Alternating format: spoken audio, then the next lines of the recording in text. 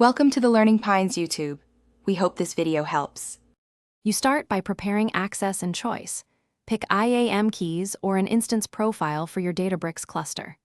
Create or verify an IAM user/role that has S3, list bucket, and S3, get object for the target bucket. Once that's in place, open your workspace, create a cluster, and attach the instance profile or plan to inject access keys as secrets. Make sure to store keys in Databricks secrets if using keys. This keeps them out of notebooks and simplifies rotation later. Now you configure authentication and perform the mount.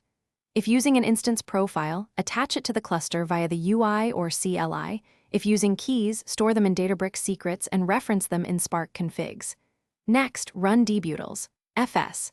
Mount with the S3A//bucket/path, supplying credentials or relying on the instance profile.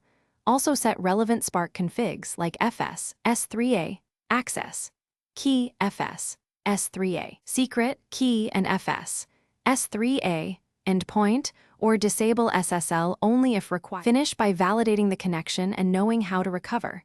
Run debutils, FS, ls/mnt/your mount, and read a small file to confirm permissions and data integrity.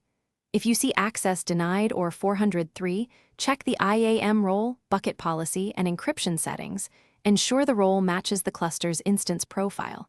If mounts fail, inspect driver logs and Spark configs for typos, and use CloudTrail or the IAM policy simulator to trace missing permissions.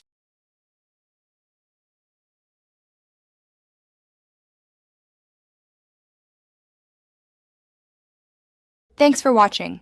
Consider subscribing if we helped you.